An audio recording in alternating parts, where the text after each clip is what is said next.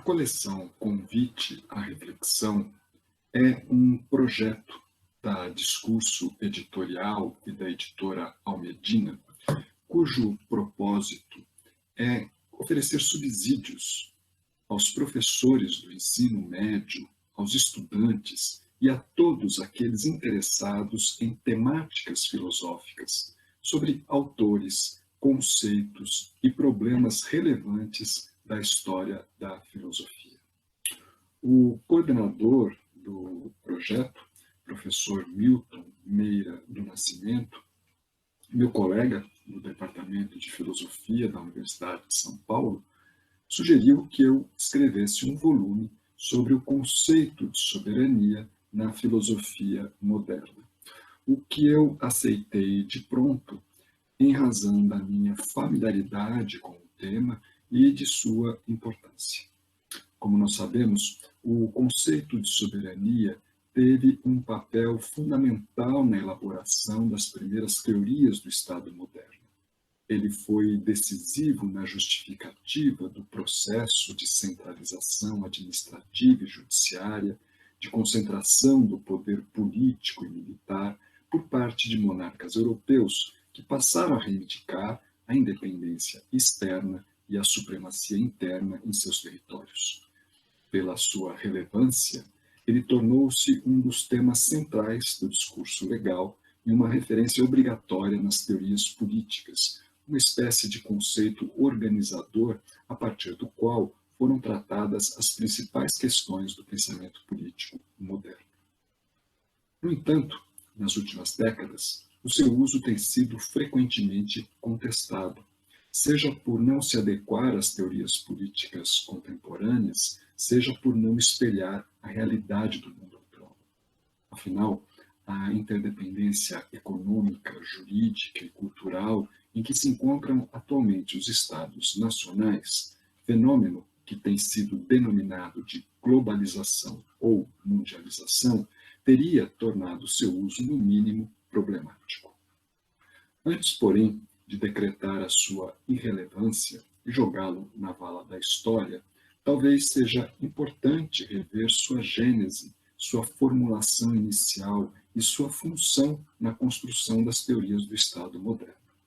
Desta maneira, nós teremos condições de avaliar melhor a possibilidade ou não de sua manutenção no debate político contemporâneo.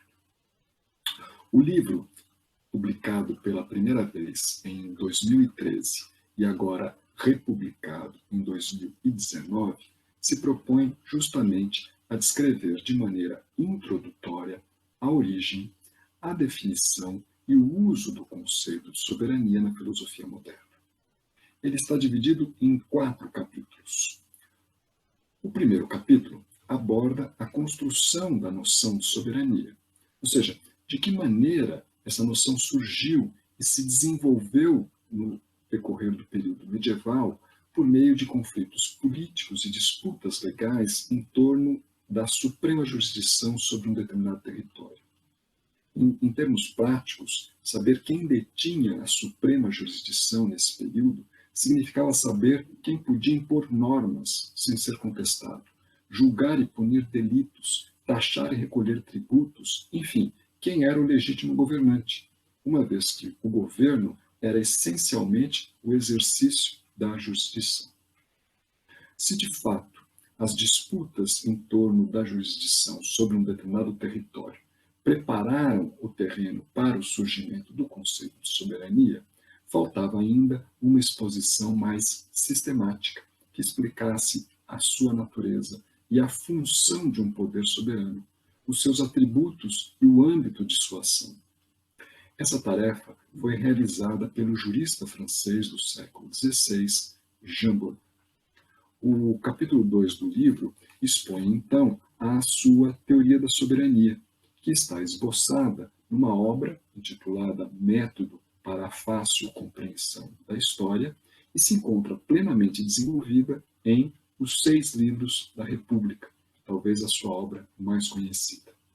Em ambas, a soberania é considerada o princípio definidor do Estado, visto que ela reúne e integra todos os elementos necessários para a sua existência, assegurando a sua coesão e unidade. Sem a presença de um poder soberano, a qual todos estejam submetidos, não há Estado.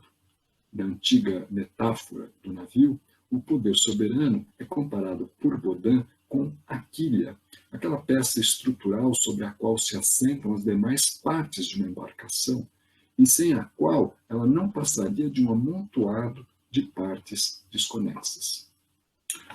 Já o terceiro capítulo examina o uso do conceito de soberania por Thomas Hobbes.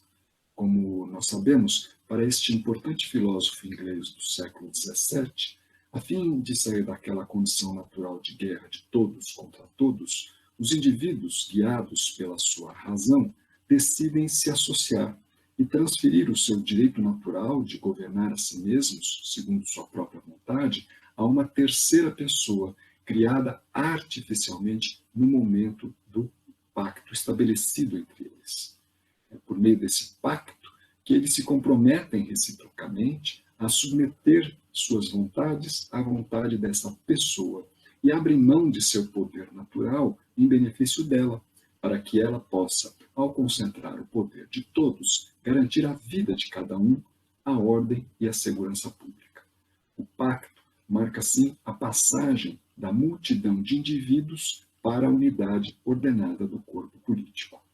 Na terminologia de Hobbes, essa pessoa artificialmente criada pelo engenho humano, quando dotada de soberania, é chamada de Estado, e o seu portador, ou seja, aquele que a representa, já que é uma pessoa puramente artificial que necessita de um representante, seja ele um homem ou uma assembleia de homens, é denominado soberano.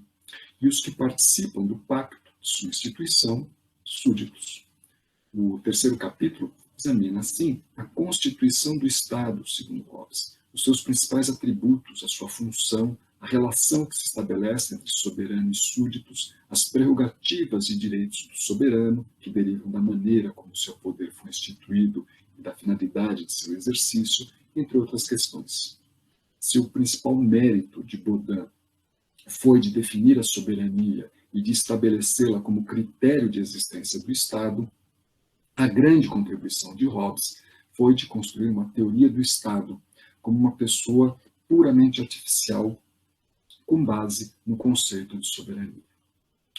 O quarto e último capítulo aborda a reflexão política de Rousseau, outro importante filósofo do século XVIII que se dedicou ao problema da soberania.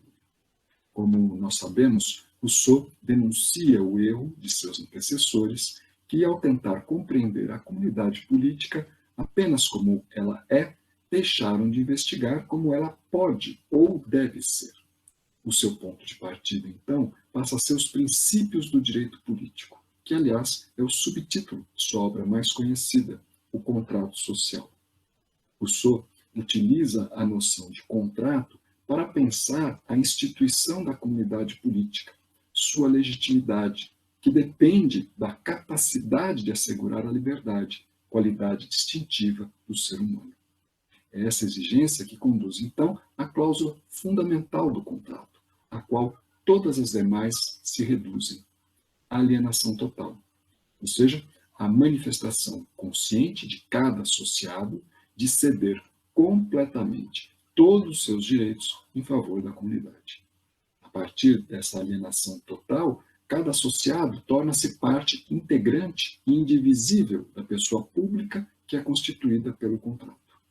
Com a alienação total, as vontades particulares podem então convergir para o que é comum e se integrar num conjunto que as absorve, de tal modo que o resultado é a vontade comum, ou seja, a vontade geral.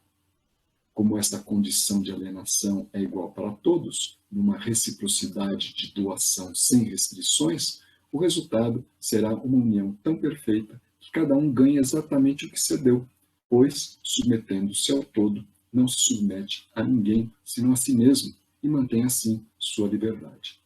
O contrato social é descrito por Rousseau como um ato voluntário, por meio do qual os indivíduos se engajam livremente, anulando-se como particulares para dar lugar a um novo ser coletivo, que não é um mero agregado ou reunião de forças, mas uma pessoa artificialmente estabelecida e ontologicamente distinta daqueles que contribuíram para a sua formação. Na terminologia de Rousseau, o corpo político, formado dessa maneira, será chamado por seus membros de Estado, quando passivo, soberano, quando ativo, e potência nas relações com os demais corpos. Os associados, por sua vez, recebem o nome de povo e serão denominados cidadãos, quando participarem da autoridade soberana, e súditos, quando estiverem submetidos à vontade geral. Rousseau não se interroga tanto sobre o que é a soberania, como Baudin, nem sobre o que faz dela o poder do Estado, como Hobbes, mas, principalmente, sobre o que a torna legítima, válida e segura. Nós sabemos que, para Rousseau, a sua legitimidade reside justamente no fato dela ser o poder coletivo dirigido pela vontade geral. E, nesse sentido, só o povo pode ser soberano, pois ele é o único capaz de dirigir a força desse corpo coletivo segundo a finalidade de sua instituição. Temos, então, aí estabelecido o princípio da soberania popular, que vai fundamentar a ideia moderna de democracia.